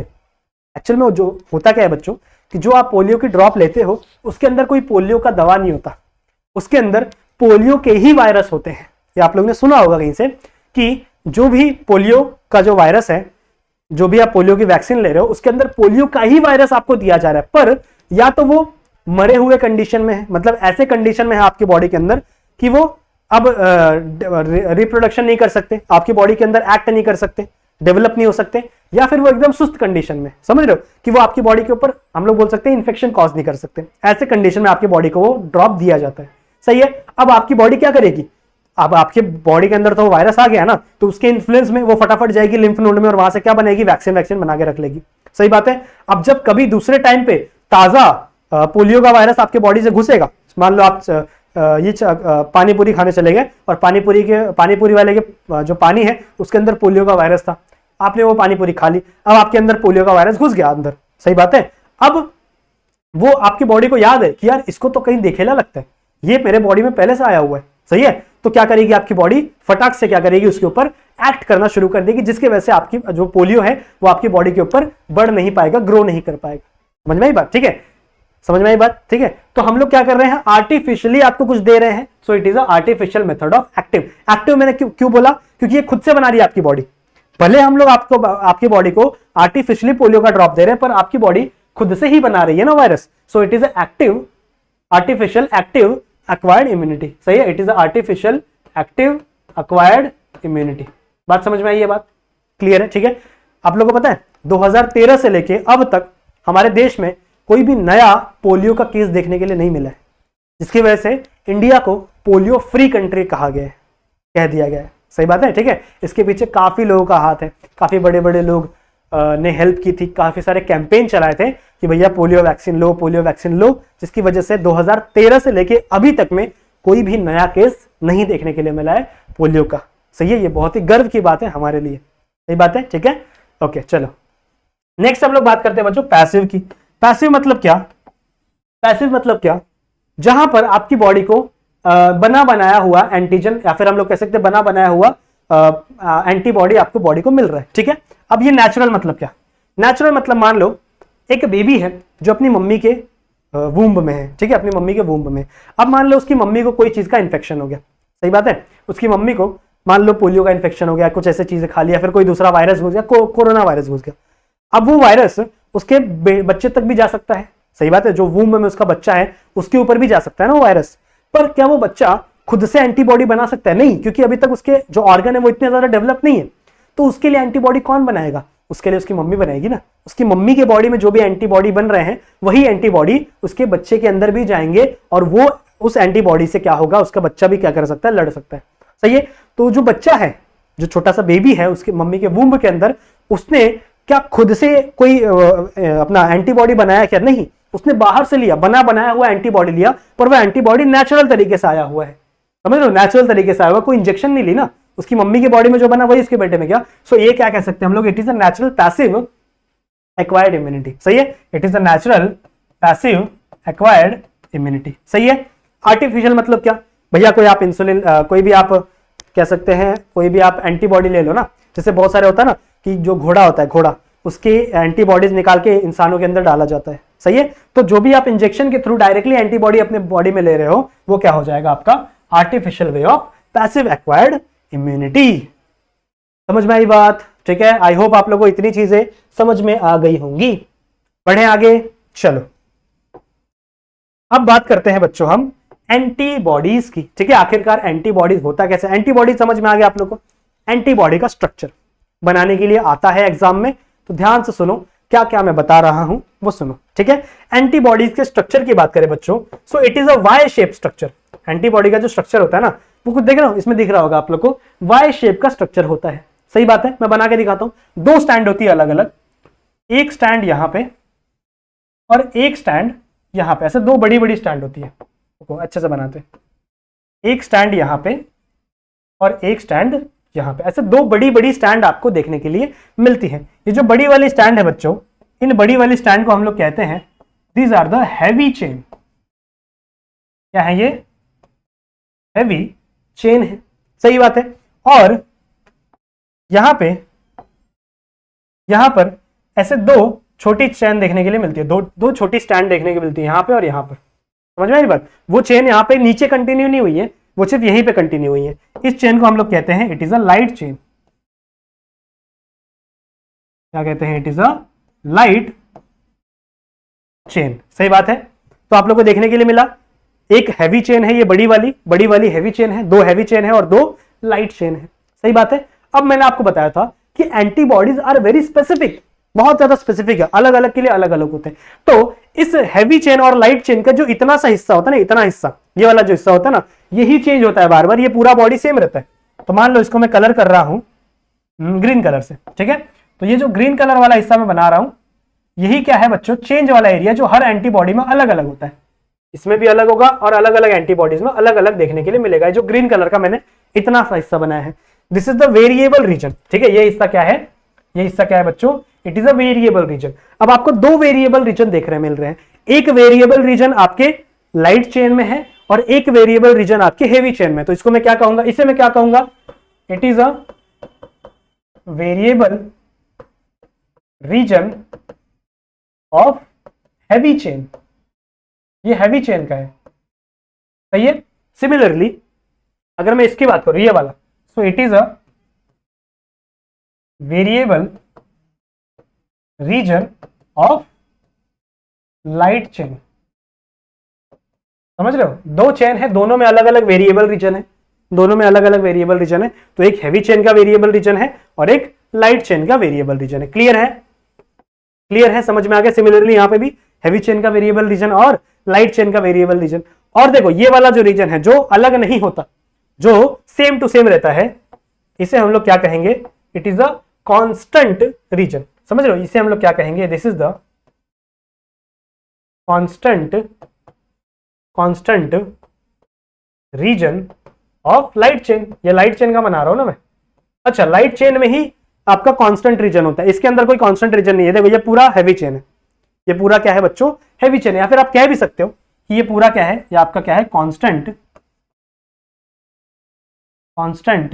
Reason of heavy chain. Constant region मतलब क्या है कि ये चेंज नहीं होगा कभी। सिर्फ क्या चेंज होगा, ये वेरिएबल रीजन। वेरिएबल मतलब जो चेंज हो सकता है, कांस्टेंट मतलब जो चेंज नहीं हो सकता। तो ये आपकी पूरी की पूरी स्ट्रक्चर है, जिसमें आपका देखो यहां से इसे मुड़ जाता है। जहां भी आपका ये मुड़ रहा है ना, इस वाले एरिया को, इसको हम लोग हिंज बोलते हैं, हिंज। जैसे आप लोग ने आजकल फोन में देखा होगा ना, काफी सारे फोल्डिंग फोन आ रहे हैं, तो जो फोल्ड हो रहा है, जहां जिस पॉइंट से वो फोल्ड होता है उसे हम लोग हिंज बोलते हैं ना, हिंज है भैया ये फोन का। इसी तरीके से जहां से ये फोल्ड हो रहा है इसे हम लोग क्या बोलते हैं, इट इज अ हिंज। और ये दोनों स्टैंड अलग अलग नहीं है बच्चों, ये दोनों स्टैंड आपस में जुड़े हुए रहते हैं। किससे, ये दोनों स्टैंड आपस में जुड़े हुए हैं डाइसल्फाइड बॉन्ड से। दो डाइसल्फाइड बॉन्ड है, ठीक है। तो एक डाइसल्फाइड बॉन्ड यहां पे और एक डाइसल्फाइड बॉन्ड यहां पे, ऐसे दो डाइसल्फाइड बॉन्ड है जो आपस में जुड़े हुए हैं। और ये वाली जो साइट है बच्चों, ये वाली जहां पे देखो एन एन यहां पे लिखा हुआ है, एन मतलब नाइट्रोजन, ये जो एन वाली साइट है ये आपकी बाइंडिंग साइट है, जहां पे आपका एंटीजन क्या होगा, बाइंड होगा, बाइंडिंग साइट। समझ में आई बात, ठीक है। तो यहां पे आपका एंटीजन बाइंड होगा। समझ में आ रही बात। अब इस डायग्राम में देखो सेम चीज मैंने बताई है, सेम चीज मैंने बताई है। देखो it is a heavy chain, ये वाला आपका हैवी चेन है, और ये क्या है आपका, कहां लिखा है, हाँ देखो ये आपका लाइट चेन है, सही है। ये आपका हैवी चेन है, ये आपका क्या है, लाइट चेन है। फिर हैवी चेन में देखो variable region of heavy chain, ये वेरिएबल रीजन है हैवी चेन का, और ये वेरिएबल रीजन है आपके लाइट चेन का, सही बात है। और ये आपका देखो कांस्टेंट रीजन है आपके लाइट चेन का, और ये देखो ये वाला क्या है, constant region of your heavy chain. फिर देखो इसके बीच में देखो ये डाइसल्फाइड बॉन्ड है, सही बात है, और यहाँ पे आपको हिंज देखने के लिए मिल रही है। समझ में आई बात, ठीक है। सो आई होप आप लोग को ये वाला स्ट्रक्चर समझ में आ गया होगा। अच्छा, यहाँ पे देखो ऐसा ऐसा ऐसा देखने के लिए मिल रहा होगा ना, ऐसा ऐसा, यहाँ पे बना दूं मैं, देखो कुछ नहीं है, कुछ नहीं है, ऐसा ऐसा देखने के लिए मिल रहा है ना। ये क्या है, जहां पे आपका होल्ड होगा, जहां पे आपके एंटीजन को ऐसे होल्ड कर लिया जाएगा कि वो छूट ना जाए। अभी नॉर्मल रहेगा तो वो निकल सकता है ना, भाग सकता है ना, पर ऐसे अगर होल्ड कर लेगा तो वो छूटेगा नहीं, कुछ ऐसा रीजन होता है। समझी बात। So this is the structure of your antibodies, note it down. फटाफट इसका स्क्रीनशॉट लो और आगे बढ़ा जाए। तो मैं थोड़ा सा पानी पी लेता हूं।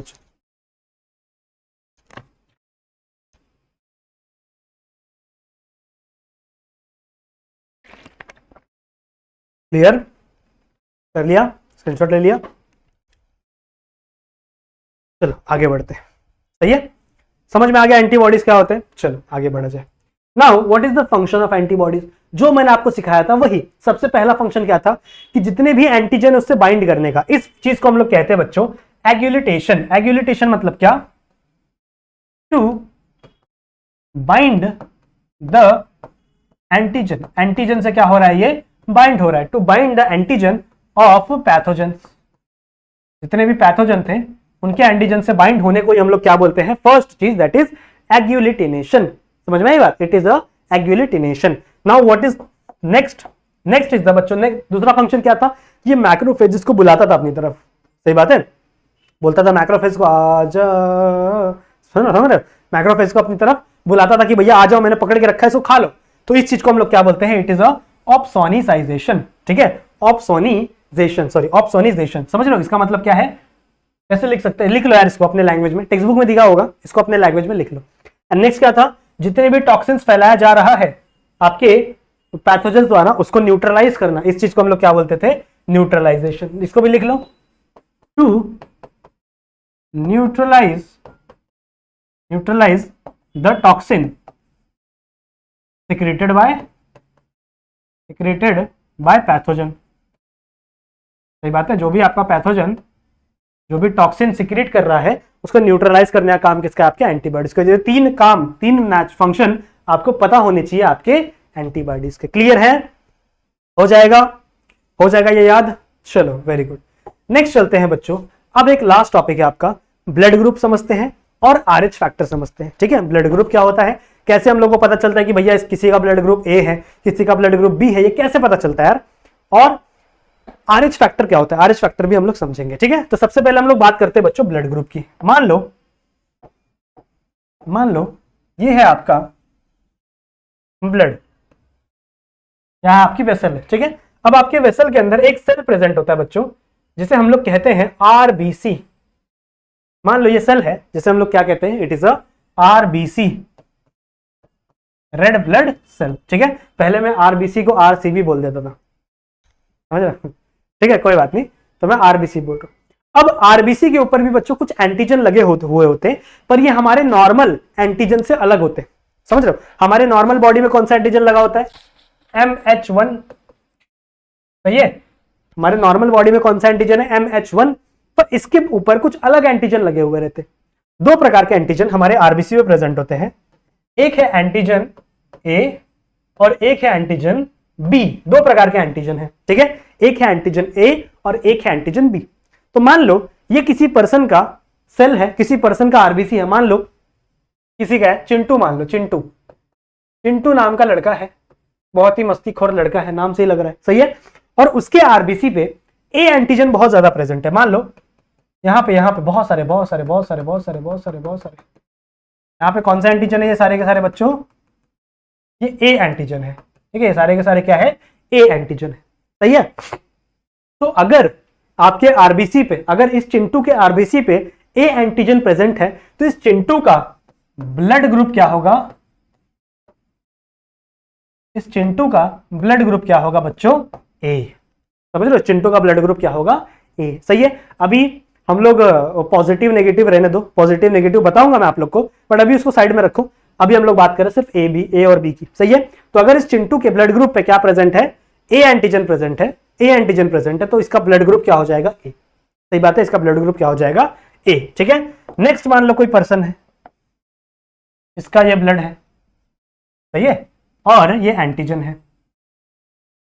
ऐसे एंटीजन है। ठीक है, अब मान लो ये है आपका, किसकी बात करें, चलो मेरी ही बात कर लेते हैं। ये है अभिषेक। ठीक है, ये अभिषेक का RBC है, अभिषेक का RBC। सही बात है, मेरे ही RBC है। अब मान लो इसके ऊपर भी एंटीजन लगा हुआ है, इसके ऊपर भी ऐसे बहुत सारे एंटीजन लगे हुए हैं। अच्छा, एक बात तो मैंने आपको बताई नहीं, अगर आपके RBC पे A एंटीजन लगा होगा तो आपके पास जो एंटीबॉडी होगी ना वो B होगी। इस बात का आपको ध्यान रखना है, और एंटीबॉडीज को हमेशा स्मॉल लेटर से लिखना है। ठीक है, एंटीबॉडीज को हमेशा स्मॉल लेटर से लिखना है। ये आप लोगों को मैंने नहीं बताया, आई एम सो सॉरी, अभी बता रहा हूं। ठीक है, अगर आपके पास, अगर इस चिंटू के पास A एंटीजन इसके RBC पे लगे हुए हैं, इसका मतलब इसका एंटीबॉडी क्या होगा, B। अब ऐसा क्यों होता है, क्या इसके पास A एंटीबॉडी नहीं हो सकता था, हो सकता था ना, लेकिन ध्यान से सुनो, अगर इसका एंटीबॉडी A हो जाता, इसका एंटीजन A हो जाता, तो दोनों में क्या बन जाता, कॉम्प्लेक्स बन जाता। A और A दोनों में क्या, दोनों सेम हो जाते ना, तो दोनों एंटीबॉडी और एंटीजन में क्या बन जाता, कॉम्प्लेक्स बन जाता, जिससे आपका एंटीबॉडी भी काम नहीं कर पाती और एंटीजन भी काम नहीं कर पाता, दोनों का काम रुक जाता। समझ रहे हो, इसीलिए जिस भी पर्सन के अंदर जो एंटीजन होता है उसके अपोजिट एंटीबॉडी होती है, जो एंटीजन होता है उसके अपोजिट एंटीबॉडी होती है। समझ आई बात। ठीक है, आ जाओ अपने नेक्स्ट वाले पे। ये अभिषेक है। ठीक है, अब अभिषेक के बॉडी पे, अभिषेक के बॉडी नहीं, अभिषेक के RBC पे B एंटीजन की भरमार है, बहुत सारे B एंटीजन प्रेजेंट है। तो अभिषेक का ब्लड ग्रुप क्या हो जाएगा, अभिषेक का ब्लड ग्रुप क्या हो जाएगा, पता है ना, अभिषेक का ब्लड ग्रुप क्या हो जाएगा, B।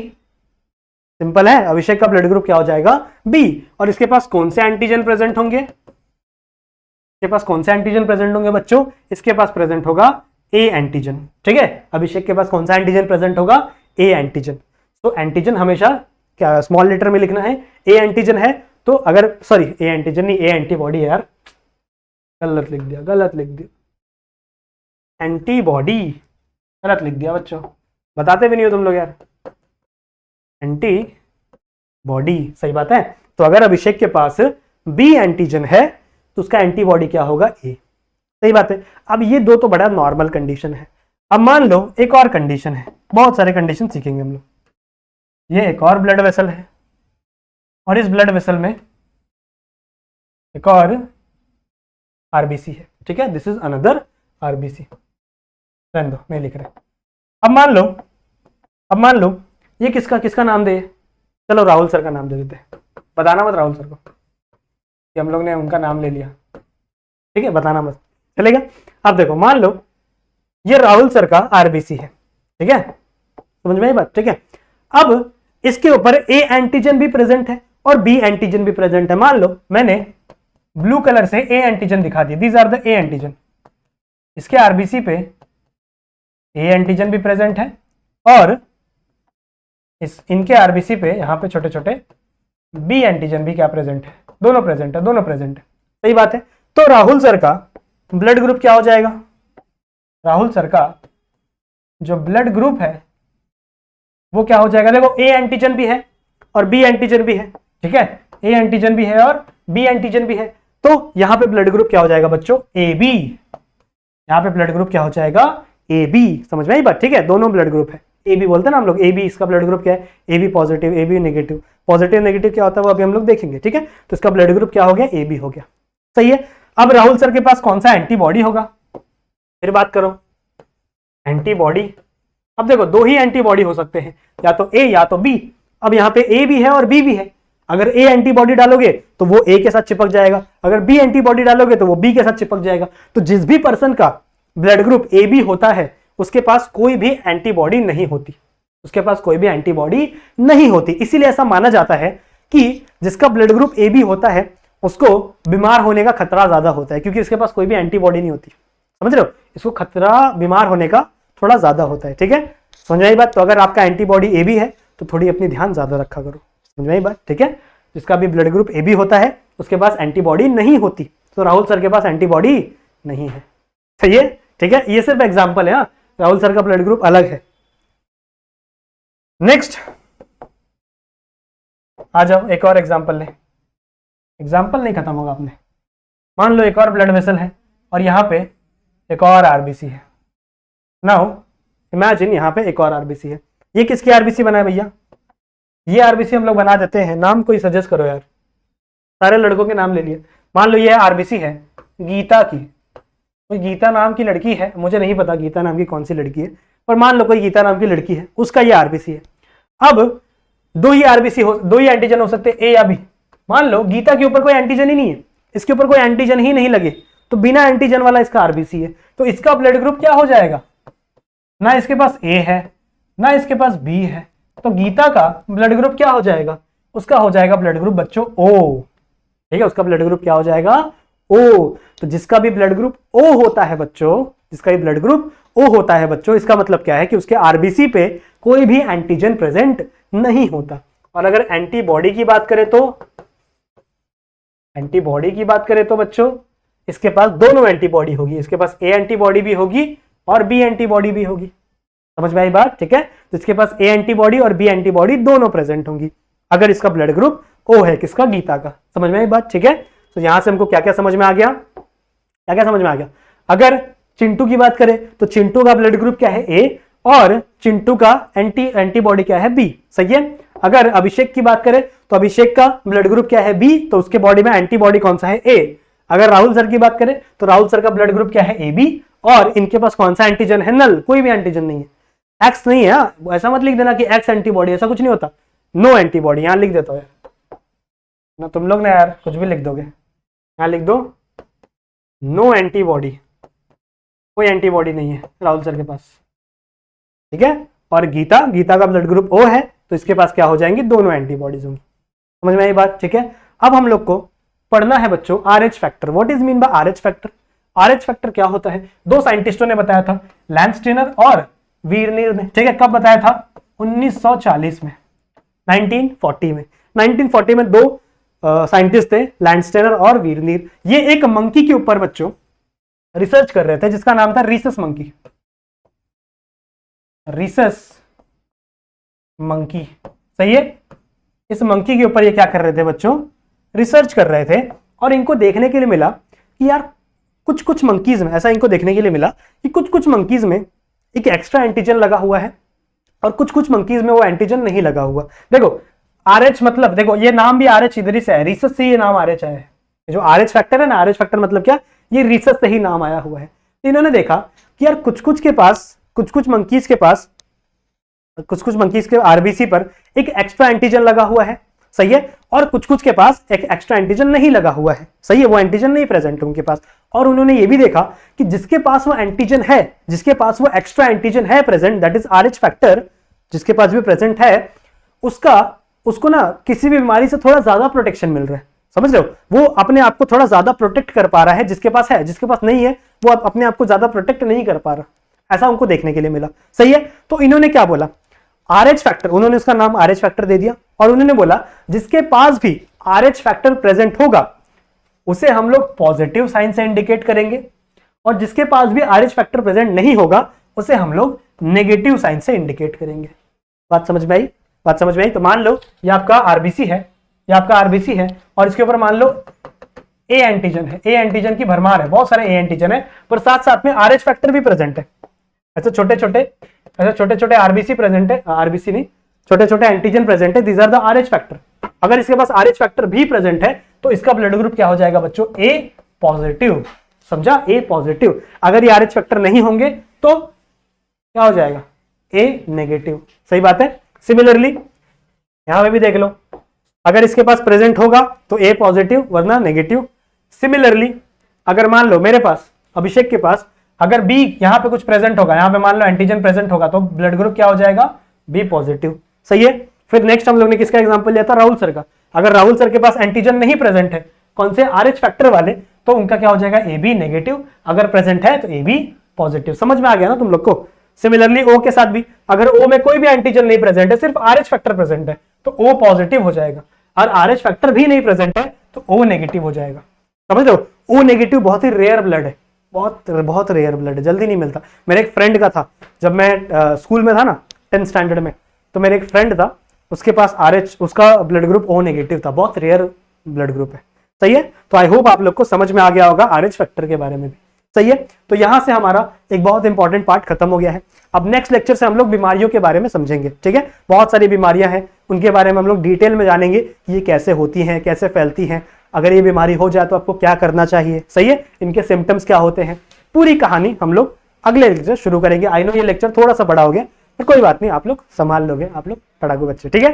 सो मिलते हैं अगले वाले लेक्चर में, लेक्चर नंबर 2 में। अगर आपको कोई भी डाउट होता है तो मैंने आप लोगों को बोला है, कोई भी डाउट होता है तो आप आ सकते हो मेरे इंस्टाग्राम पे, यहाँ पे आके मुझे मैसेज कर सकते हो, ठीक है। कोई भी डाउट होता है वहां पे आप लोग के डाउट सॉल्व किए जाएंगे, क्लियर है। कमेंट सेक्शन में भी कमेंट कर सकते हो, कोई बुरी बात नहीं है, वहां पे भी आप कमेंट करो, वहां पे भी आपके डाउट सॉल्व हो सकते हैं। आ रहे हो तो फॉलो भी कर देना, काफी सारे लोग वहां पे मिले हुए, सही है।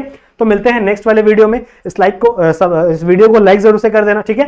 चैनल पे नए आए हो तो सब्सक्राइब जरूर से कर देना, और बेल आइकन को भी ऑल पे सेट कर देना, ताकि हम लोग कोई भी जब वीडियो अपलोड करें तो उसकी नोटिफिकेशन आपको आपके फोन पे फटाक से मिल जाए, ताकि आप सबसे पहले उस वीडियो को देख लो, सही बात है, ठीक है। सो मिलते हैं अगले वीडियो में, तब तक के लिए कीप स्टडीइंग।